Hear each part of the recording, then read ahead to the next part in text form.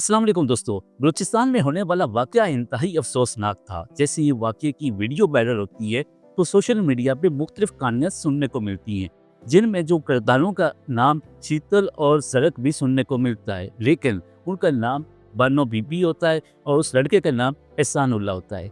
बानो बीबी की शादी 20 साल पहले नूर के साथ हो चुकी होती है, जिससे उसके 5 बच्चे होते हैं। वो एक हंसी खुशहाल जिंदगी बसर कर रहे होते हैं, उनके आपस में कोई झगड़ा नहीं होता।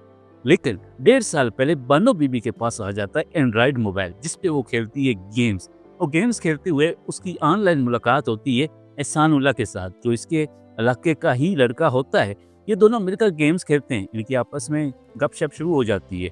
गपशप दिल लगी, दोस्ती और फिर मोहब्बत में बदल जाती है। लेकिन इन हालात में एक दूसरे को ये मिल नहीं सकते। जहाँ पे बानो बीबी का अपना शौहर मौजूद हो, जहाँ पे बानो बीबी के अपने 5 बच्चे मौजूद हों और पूरा ख़ानदान मौजूद हो, तो उनकी मौजूदगी में एहसानुल्लाह से मुलाकात करना नामुमकिन था। इसलिए इन्होंने फ़ैसला कर लिया कि आखिर हमने मोहब्बत की है, तो मोहब्बत को धोखा नहीं होना चाहिए। ये बानो बीबी एक इंतहाई कदम उठा लेती है। अपने हस्बैंड, अपने शौहर नूर को छोड़कर एहसानुल्लाह के साथ भाग जाती है। लेकिन एहसानुल्लाह के साथ वो निकाह तो कर नहीं सकती, क्योंकि उसका पहली निकाह नूर के साथ होता है और निकाह के ऊपर निकाह हो नहीं सकता। तो इसलिए वो जो अरसा एहसानुल्लाह के साथ रहती है, वो बगैर निकाह के रहती है। एहसानुल्लाह जो है वो महीना 2 महीने उसके साथ रहता है, फिर वो बानो को छोड़कर भाग जाता है। वो बानो को छोड़ देता है और बानो अकेली वहाँ पे ना घर की ना एहसानुल्लाह की, वहाँ पे अकेली रह जाती है। इस मौके पर वो अपने घर वालों से रब्ता करती है, अपने शौहर से रब्ता करती है कि मुझे माफ़ कर दिया जाए, मैंने एक इंतहाई गलती की है, मैं अपने किए पे शर्मिंदा हूँ। तो उसको एक शर्त पे माफ़ कर दिया जाता है। कहा जाता है कि तुम हमें एहसानुल्लाह से मिला दो, हम तुम्हें माफ़ कर देंगे। वो इस बात पे राज़ी हो जाती है और घर वापस आ जाती है। ये लोग उसके साथ ऐसे बिहेव करते हैं कि इन्होंने दिल से उसे माफ़ कर दिया है, और वो ये समझती है कि इन्होंने मुझे दिल से माफ़ कर दिया है।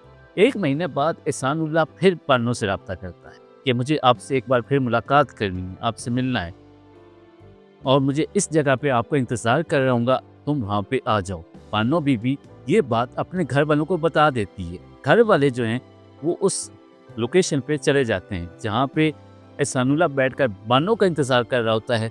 वहाँ पे बानो के घर वाले पहुँच जाते हैं, जो एहसानुल्लाह को पकड़ लेते हैं, और पकड़ने के बाद इन दोनों को, बानो को और एहसानुल्लाह को, ले जाते हैं जिरगा में, जहाँ पे सरदार फैसला सुनाता है।